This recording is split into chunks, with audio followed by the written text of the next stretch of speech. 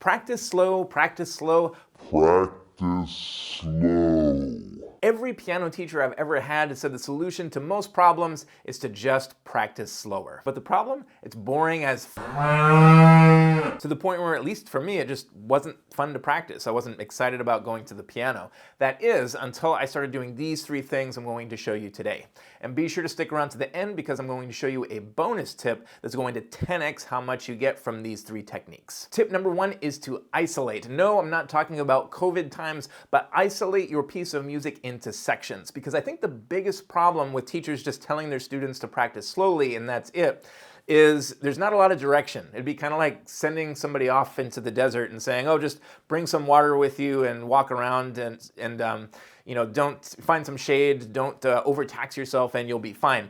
And you know that's not true. You're going to wander around and you're going to panic and you're not going to be sure what's going to happen next. So by isolating your music into sections, like I'm going to show you now, you're going to make slow practice have a specific direction, and most important of all, you'll have a clear endpoint. You don't need to practice slowly from start to finish of your piece. Just start with the hardest sections. This example I'm going to show you is from the Schumann G minor piano sonata. I absolutely hate this passage at full speed. It's something like this.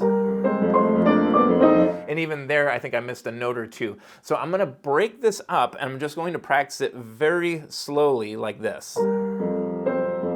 Oh, even there I missed one.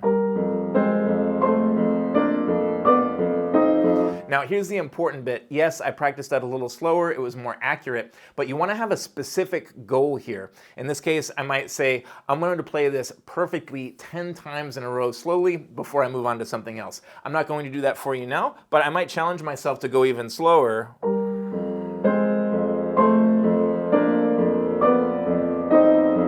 And I can be a little bit more excited about it because it's almost like I'm playing a game. Every time I get one, I'm closer to that goal, I'm closer to leveling up. Tip number two is the 1% rule. The main reason our brains go numb when we're practicing slowly is because we're just going through the motions. You know, practicing becomes kind of like sitting at your desk and answering emails. We're just kind of suffering because we've been told we have to, and that's not the idea at all. So the 1% rule, the idea here is each repetition, again, we're isolating, by each repetition of this isolated section, you're going to try to make something at least 1% better. And this is going to help our self-awareness. I'll show you what I mean. So let's take that passage again. I'll play it once.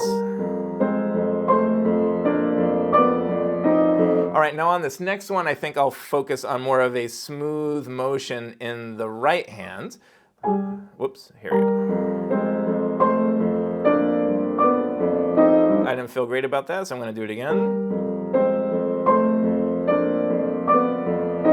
Because once it's at full speed, I'm not going to have time to jump around. It has to all be smooth. Now on this next one, I'm going to work on dynamics a little bit. So let's see if I can start a little more piano and do a crescendo. And on this next one, I'll try to bring out the counterpoint between the top of the left hand and the right hand.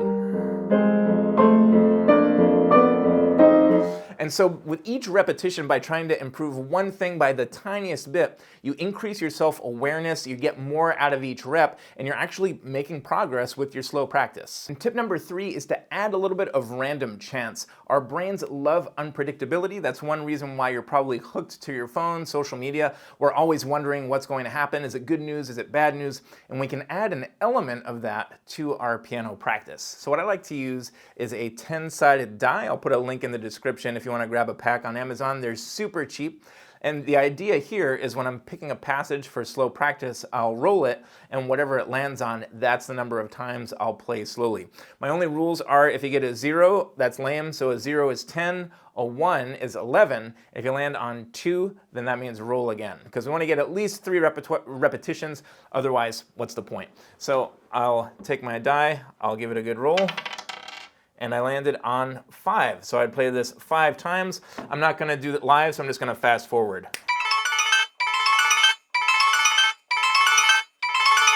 Then here's that bonus tip I promised you that actually has not much to do with the actual playing itself, but the idea is after doing these things for a day, get a good night's sleep, and then the next morning, come back to the piano, and I can just about guarantee whatever you're working on is going to feel easier tomorrow. And the reason for that is everything that we learn each day is in our short-term memory. When you sleep, it goes into your long-term memory and it integrates into your body much more.